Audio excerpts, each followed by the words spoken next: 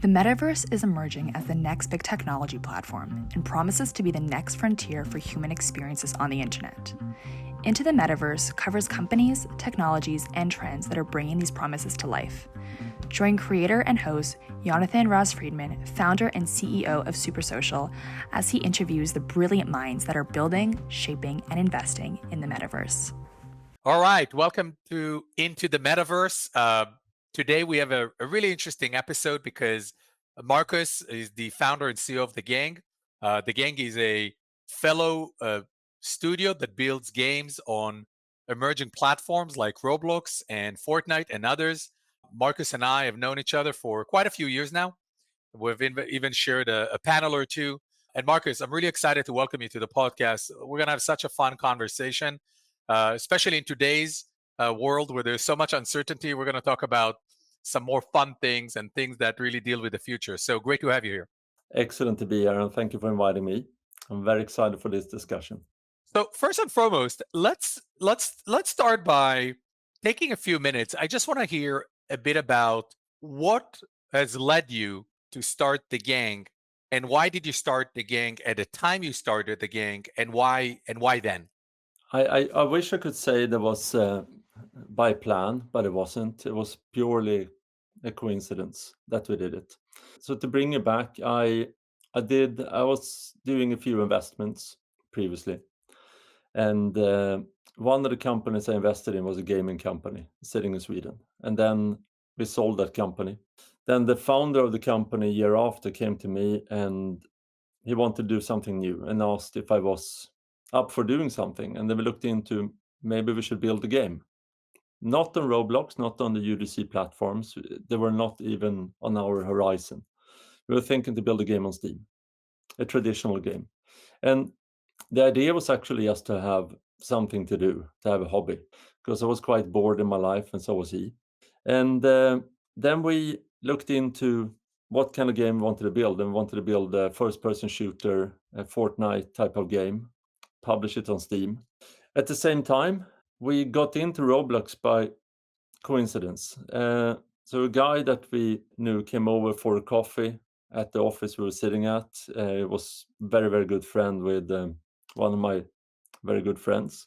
So we're sitting there chatting, and then he mentioned that he needed a game for Roblox together with a couple of YouTubers, and very big Swedish YouTubers. They are the biggest ones for kids. And asked, can't you build this game? And then we said, yeah, we could do that, because one of my co-founders had kids in the perfect age, and he would be a hero at home. First of all, building a game on Roblox, and then second of all, building a game together with their heroes.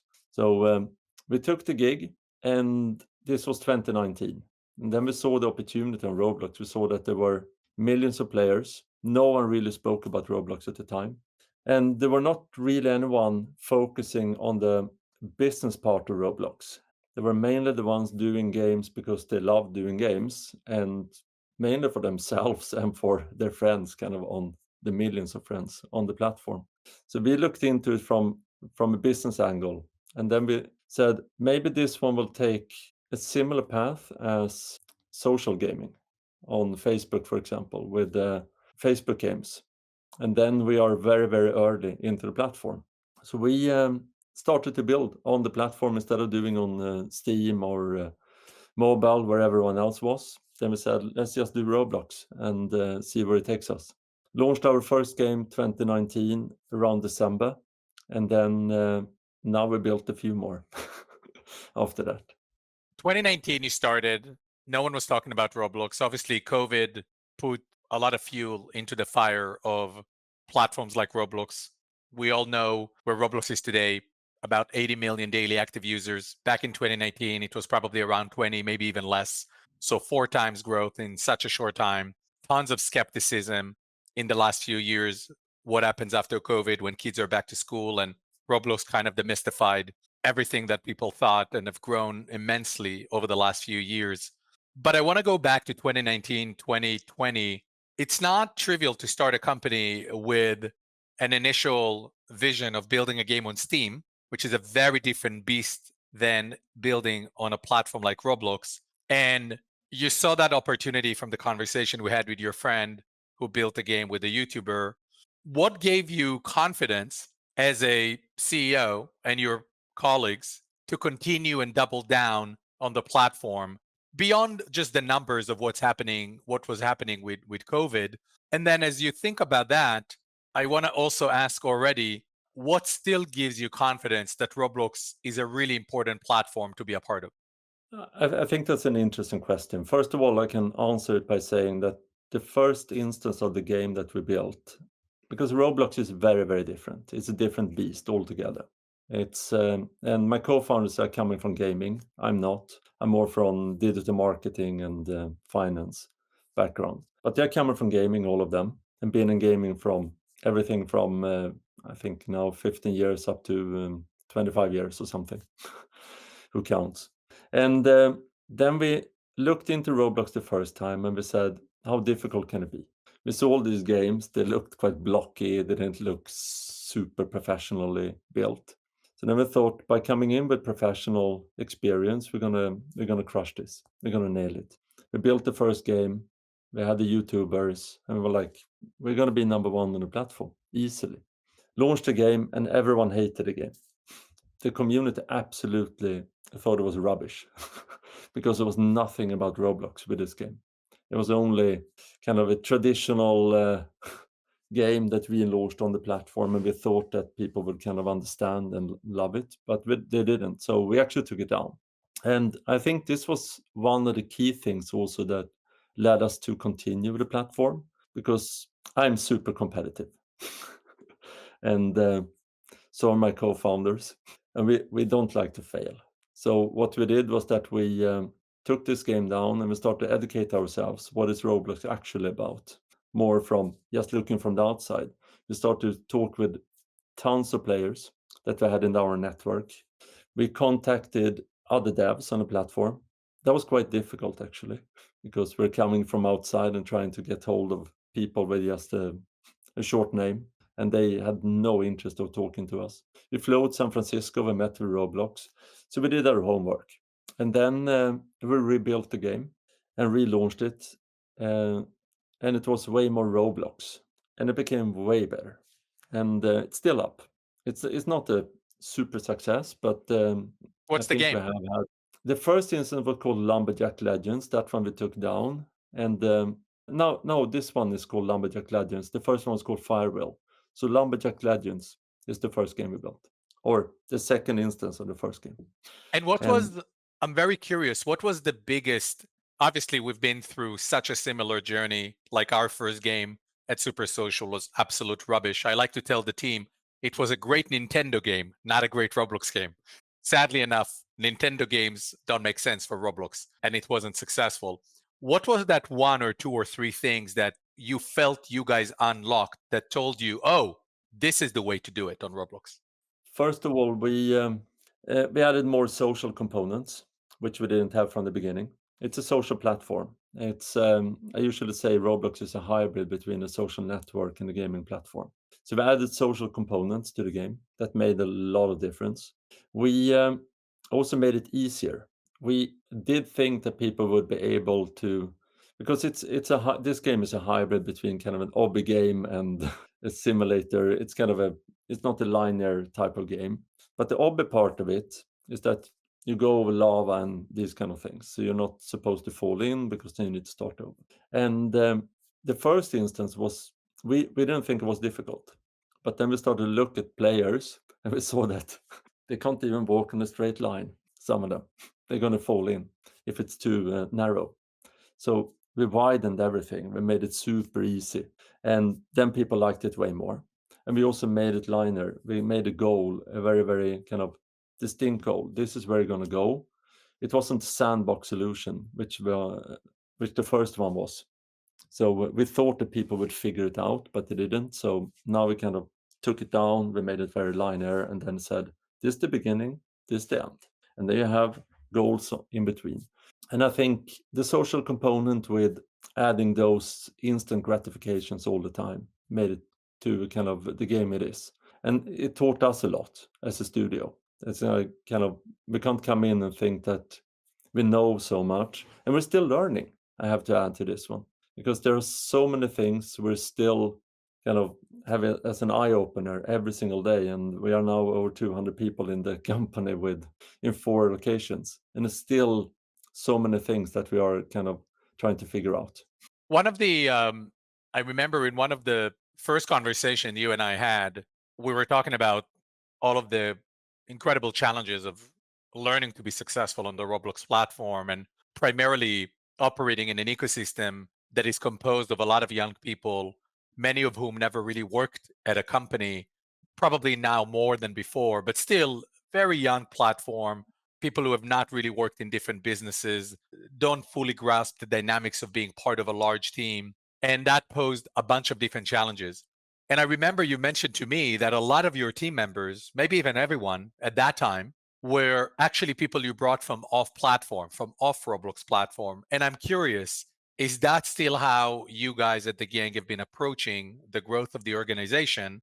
And what have been some of the pros and cons of going that route on the platform? Yeah, that is still the case. Everyone in our company is full-time employees, so we don't have any consultancies and or kind of part-time. So everyone is full-time and they are full employed. And everyone is coming from outside of Roblox. And then we try to educate Roblox or different UDC platforms to them. And of course, they have to learn themselves because we can't teach people. In order to understand it, you have to play it, and you have to be there. I would say the pro with that is that they are coming from a more traditional production or work environment where we know that they are schooled in a way. They know how to develop. They know how to kind of go into a meeting. They have been doing it before. So they have all of that, which is really, really good working with clients. The con, I would say, is the understanding of the platforms. And coming in from outside, just like we had in the beginning, it's not always something you kind of grasp right away. So what we do there is that we have quite a large following group. We have millions of followers on Roblox in our community there. We have a large following group on Discord, on different platforms. On YouTube, I think we have somewhere, yeah, don't hang me if I'm wrong here, but I think 600,000-700,000 followers. So we use that a lot. We use the community, and they are the experts. And they are the ones that tell us if it's good or bad, what we're doing.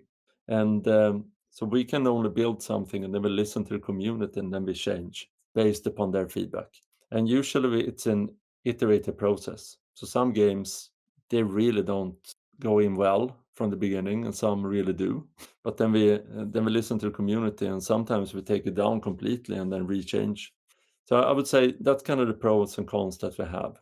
Yeah, and it's interesting, right? Because we went the other complete way, right? At Super Social, we actually rarely bring talent from off platform. It's almost exclusively people who come from within the platform. And and I think it poses other opportunities and challenges. One is naturally the fact that it's a relatively young platform, right? And people learn what it's like to be part of a team and a business. And the advantages, as you've mentioned, people who come from the community, they are the experts. They know exactly what players love, what they're not going to love, what are some of the secret sauce of creating games on the platform. So I think the key takeaway that I think folks might be happy to learn is that there's no one formula of how to come into the Roblox platform. There's no one formula of how to build an organization. I was pleasantly surprised by the approach you guys have taken and how you've done it over time to show that there is a different way. There is no one formula. Of course, you can fail this way and you can fail the other way, but certainly there are multiple ways to succeed on the platform. I want to switch gears and talk a bit about brands. During 2022, 2023, we've seen an enormous adoption of the Roblox platform by brands, which benefited companies like The Gang, Super Social, and others in really embracing this amazing demand from brands coming into the Roblox platform. Roblox, for a lack of a better description, is a 17 years overnight sensation. But commercially speaking, when it comes to brand, it's still very, very, very early, right? It's still a platform where brands are just trying to grasp and understand what on earth is going on Roblox. How do you communicate with these audiences? How do you track KPIs? What are the right KPIs that would justify a certain investment on the platform? The gang has been really one of the dominant companies on the platform working with brands with some great success stories, especially Vans, that has been kind of the first branded experience to reach 100 million visits on the platform, and really kind of holding a flag of, hey, there is an amazing opportunity for you as a brand coming into the platform. I'd love to hear your commentary on where do you think we're at the life cycle of adoption of brands of Roblox, and what do you think things are going to look like over the next 12, 18 months with regards to brand coming to the platform? Interesting question, and I'm happy you bring up Vans as well, because I fully agree there. Touch upon that one quickly first before I go into answering your question. I think they were very, very courageous by jumping into the platform and daring to do it before everyone else. And I think that's really, really cool of them. And they really listened as well. They just didn't go in and say, this is what you're going to do. They really listened and tried to learn and everything. And it's been very successful, that one, because as you said, lots of players, they love it. But also now we just did an update, and then we saw a surge of players coming back. So now it's kind of brought up again, very, very high numbers. So I think we're continuing to be one of the most kind of visited branded experience on the platform. And I think where we are at, super early. It's very, very early. If you follow what Roblox is doing and what the other platforms are doing, it's new tech coming on every single quarter. So they add on new possibilities, new opportunities to make it more immersive. And also, I would say the evolution right now, from the beginning, it was more toward the game developers. How can you make a more fun game?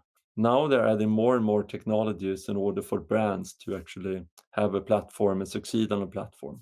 If you look into e-commerce or commerce possibilities, that you can actually start to sell things on a platform. Tracking, you mentioned. How do you actually measure success? What is success?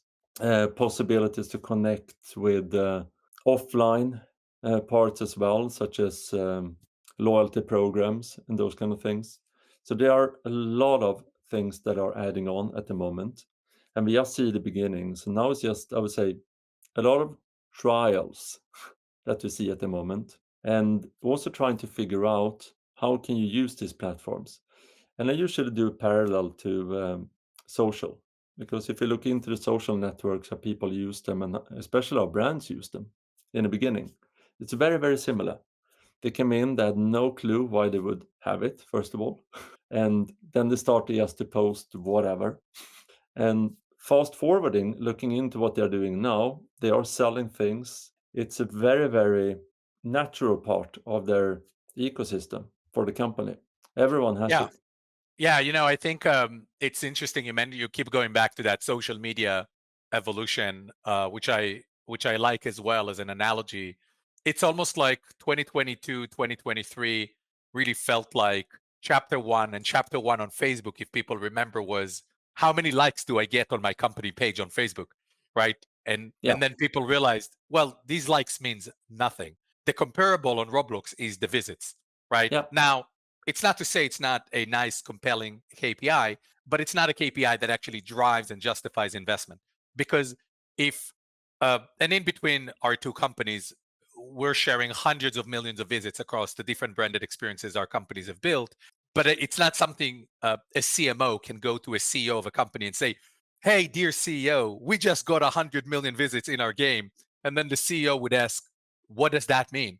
And the CMO would say, that's a great question. I don't know, right? I think we're now moving to a phase starting 2024 and beyond. And I think this is a really critical window of opportunity for Roblox, because Roblox is big enough to be way, way bigger than any other platform in the creator platforms at the moment, even considering Fortnite. And we'll talk about that in a bit. This window of opportunity now, the next 12, 18, 24 months, and I think we're seeing some of the pessimism from the public markets with regards to Roblox's ability to monetize with brands. The next 1, 2, 3 years are going to be incredibly critical for Roblox to show that brands not only are coming to the platform, but they are increasing their level of investment. And we are not close yet to seeing brands coming and putting 5, 7, $10 million a year on the platform, which I think is what we're going to need to see as an indication that Roblox can really become another massive wave of a social platform just in 3D. Do you share that perspective or do you have a different opinion on this? No, I do share it. I think if I were responsible on the company for the finances, I would also question the question, what is it like, or what is a visit? And especially now, looking into how the world is moving and how the world economics is shifting, I would focus more on return on investments. I would look into what do you actually get out of this.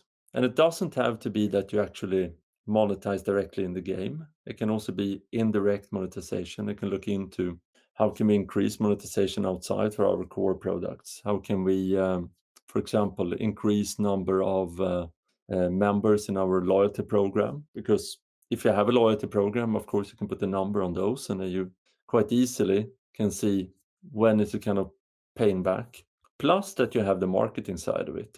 I think you should also look into it from a marketing perspective and say that how much do you pay for reaching X number of people here compared to X number of people there? And in combination with that, this is also the customers of tomorrow for many of them.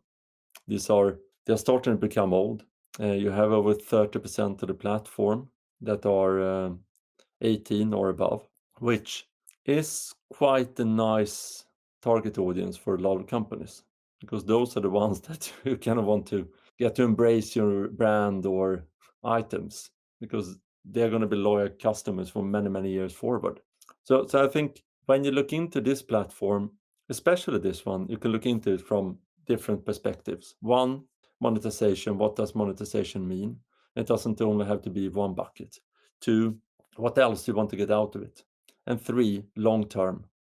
So be able to kind of tweak and not shoot one rocket up and hope for the best, and more look into and speak with the community and get them to like you. Be one of them. Yeah, I like there is a learning scientist that I love, and she has a quote in her book says, children are the R&D department of the human species. And Roblox in a way is kind of the biggest lab in the world when it comes to the digital frontier. There's never been a platform that congregated so many millions of people under age 18. Never.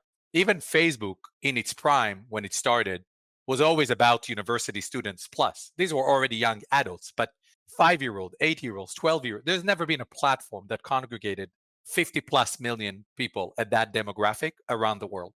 And there's a great level of responsibility for the platform and for marketers that are coming in. And I think Roblox is doing a solid job at making sure that the platform is safe and secure, with all the challenges that I don't want to get into at this moment.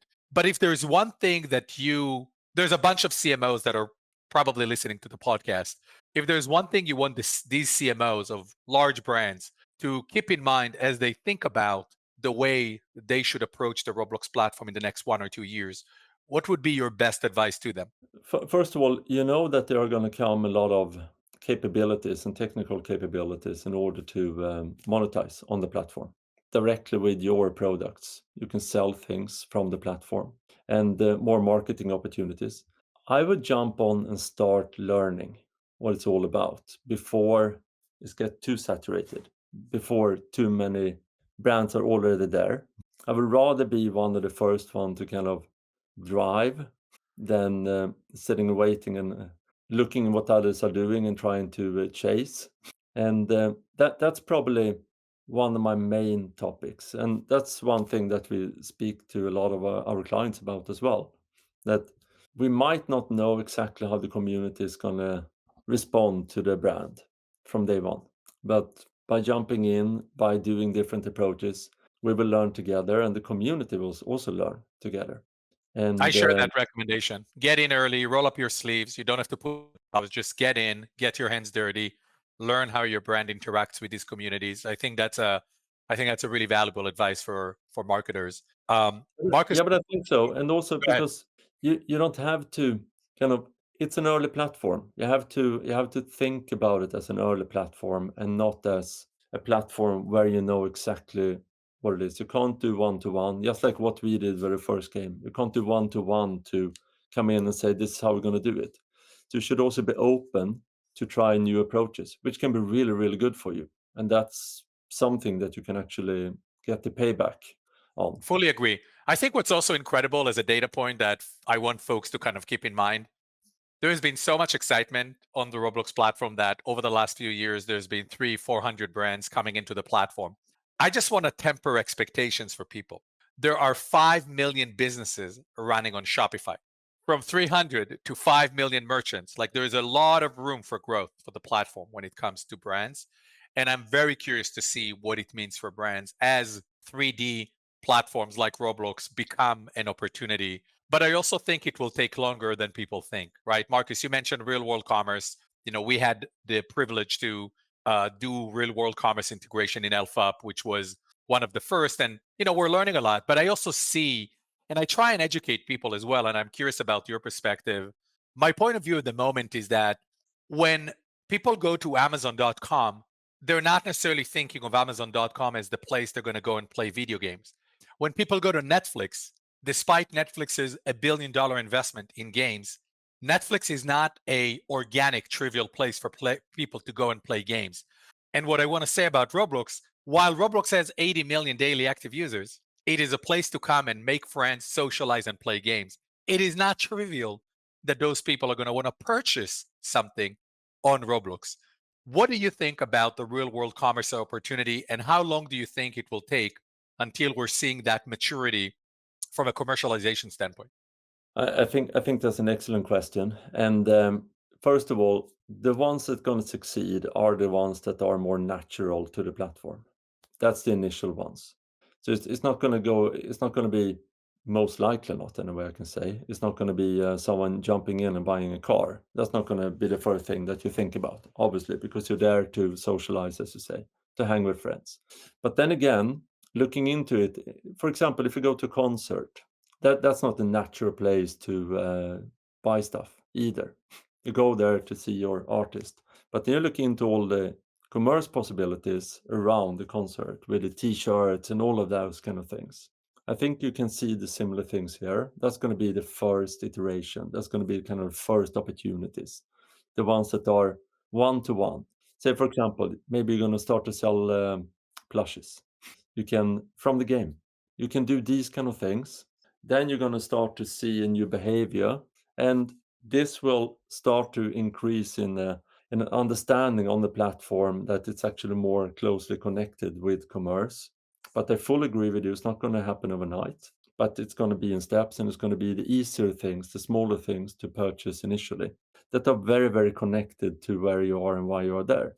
So say, for example, that you're a toy company and you create an experience for a specific toy. You play it, you fall in love with it, and then you also have an opportunity to actually acquire this one there. That's a one-to-one, and it's not a high cost to acquire it. You might even get the discount code because you actually did something in the game. So I think you can also open up new possibilities than, for example, when you just go to a shopping platform and just acquire something. So you can also connect it with more feelings, and then also that you can get something customized.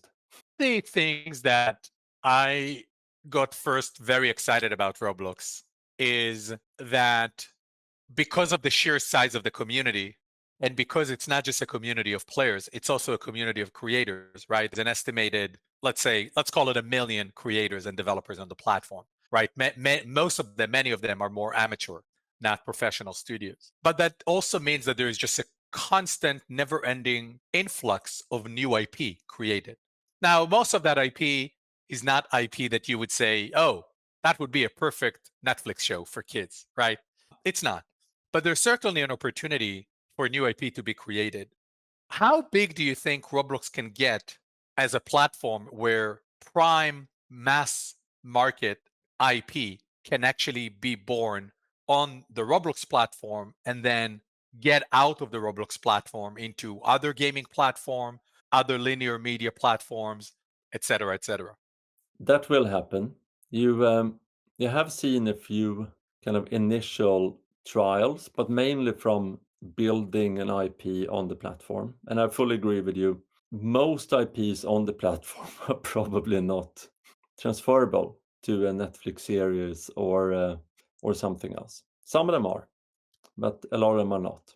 You have, however, seen a few kind of trials to build a new IP on the platform, and from professional companies. And I think you will see more of that because you want to create something for the community with so many millions of people. And if you succeed there, yeah, then you have kind of the roadmap ready to kind of move forward. Building something outside, you have seen a few cases as well of building a small mini TV series and these kind of things as well from actually brands on the platform. Nothing has been super popular yet, but of course it will come. But I Yeah. also think you will see traditional gaming companies entering the platform more than what you have seen before. And that's something that you have started to see. And for example, one of the biggest games on the platform was bought by one of the bigger gaming companies, without going into names. And you obviously see an interest from traditional gaming industries to understand and get into the platform. But I think it's going to take longer for the games to come out from that platform into other medias and these kind of things. It's Yeah, going I to be think it's just require a certain level of business experience and skill set to take a game and turn that into a popular franchise. I think it will happen. That's part of what excites me is that opportunity to build things that can be transferable and evolve. It kind of makes sense. It's just not easy to do, obviously. You're right. We are seeing more and more established IP coming in. You guys have been working with a bunch of different great IP. We just launched in pay beta Pac-Man Simulator, the first official Pac-Man, which we're excited about. I think there is a lot of opportunity there on the business model side. I think a lot of entertainment IP, they are still trying to wrap their head around, wait, am I coming into the Roblox platform to make money? Or am I coming into the Roblox platform for marketing of my next movie or my mobile game? Or am I coming into both of those objectives and it's a different type of execution? I think there's a lot of low hanging fruit, but the jury is still out there on what is the most effective way for entertainment IP to come into the platform. But I'd love to hear from your experience what you're seeing.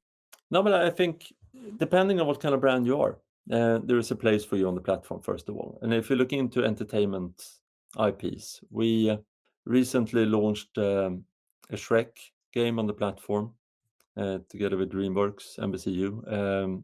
Also, right now, we Yes. have Kung Fu Panda that's in early access. And those I can speak about because they're out of the box.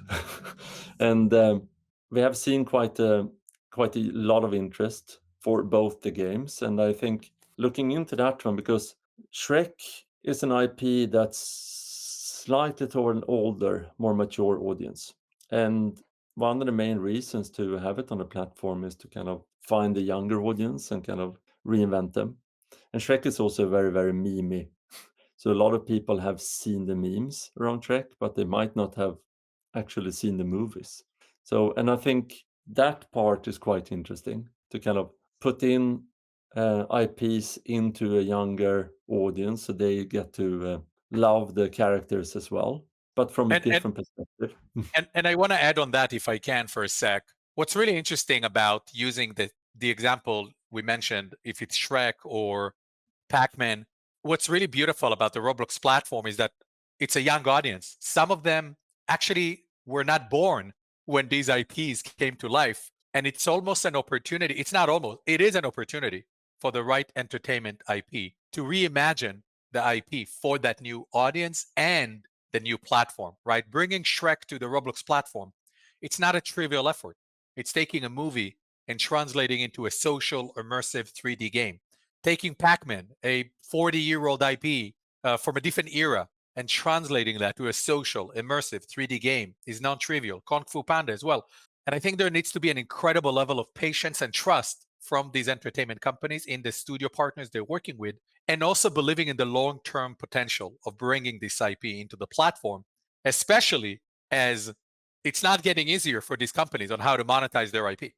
No, I fully agree. But also it goes beyond traditional entertainment companies. We work, for example, with a lot of sports, many different sports brands and leagues and everything.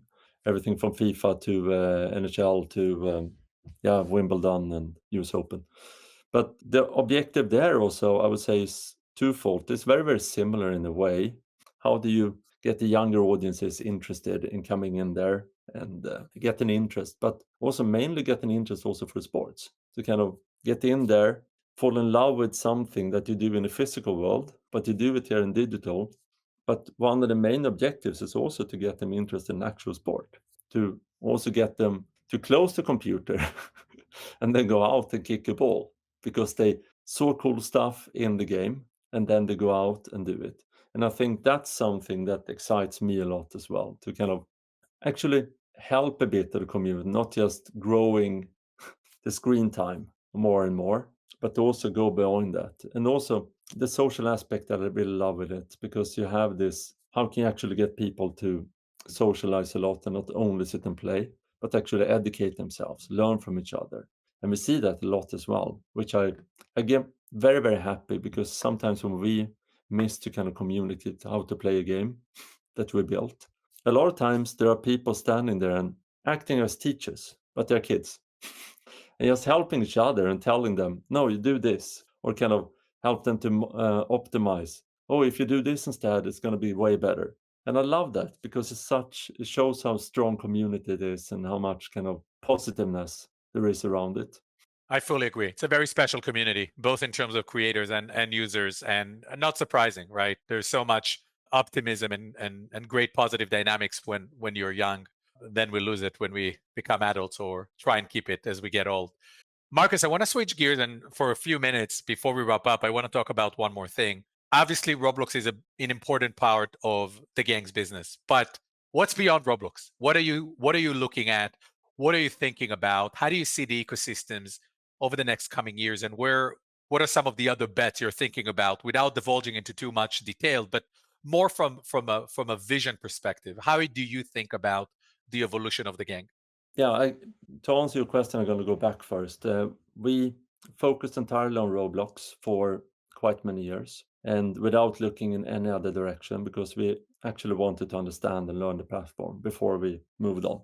And we wanted to be big enough, is probably a good word to say. And then we started looking into other platforms when we saw they were popping up, Fortnite, for example. So we have a team building on Fortnite.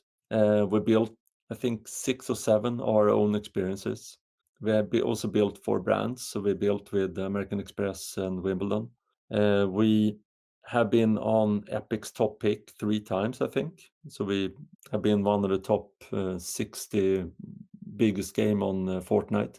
So I would say we understand different platforms such as those. We haven't doubled down on them. Most for the reasons that they are not exactly on par with Roblox yet. I think they're fighting a lot to kind of become better, and we want to keep close track to them. We also look into a bunch of other platforms. I think it's around 30 different platforms we're in constant communication with. Some are not launched, that we are actually starting to build on already.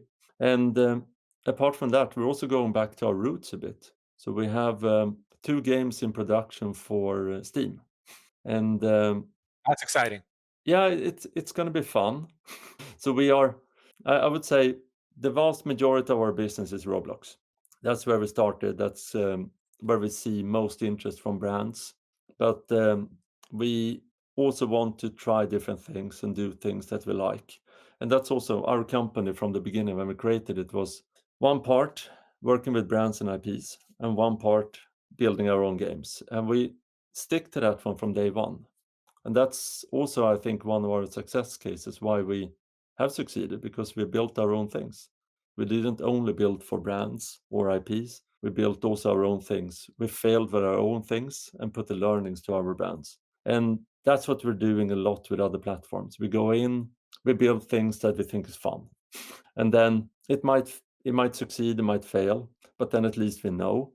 And we do that with every single platform we enter, and we do the same now with Steam.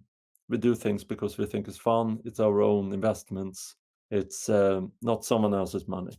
Yeah, well, it's a very admirable effort to pursue all of those different initiatives. Definitely Steam, as we spoke earlier, is a very different dynamics and a platform from Roblox. So, I look forward to see these efforts coming to life. My last question is, as you think about the next 12 months, what's the one thing you're most excited about for the gang? Oh, that's a very, very tough question. That's a super tough question. We have so many cool things in the making that I cannot speak about because it's not allowed. But I would probably say new technologies on Roblox. I'm super excited for. I really love the see where the e-commerce possibility and commerce possibility is going to land and how the community is going to embrace it. I think that might be a very, very big change of the platform moving forward. So I'm very excited for seeing kind of the initial things. And another thing that I'm very, very excited for is there's a Roblox conference called RDC coming up in a month from now. And I love being there because I love meeting a community. I love meeting our fellow colleagues in the industry, just like you. And to finish off saying that as well, I think it's a special community. It's very, very young. Just looking at this, we're competing with brands and building every single day, but we also keep close contacts and we're friends. So we hang out when we meet. It's more like in sports when you see kind of people competing, but then they sit and grab a coffee together and have a fun time. I feel that's the same thing with the Roblox community at the moment. It's probably going to change in a few years from now when more external players come in. But right now, I feel it's a very, very nice community, and not only the players or the unprofessional builders, but also the ones coming in from outside, and that I love. Otherwise, I wouldn't do it. Yeah, I fully agree. I think it's a very special community and there's such a great collaboration. And RDC is a very interesting event where, the top 1,000 developers and studios and also partners come in and listen to all the new innovations. So, and it's also a great manifestation of the Roblox community values, a lot of openness, a lot of collaboration and conversation. So, hopefully, the ecosystem can maintain that dynamics as it grows, but it does still feel very intimate in a relative perspective. So I'm glad you called that out. Marcus, CEO of the gang, so great to have you. I'm sure we'll have more conversation in the future, but I had a great time and I hope you enjoyed too. Thank you so much for having me. Love the conversation, and I hope you See you at guys RDC. listening did as well. See you. Thank you so much for listening to this week's episode of Into the Metaverse. We hope you learned a lot and explored new aspects of the metaverse.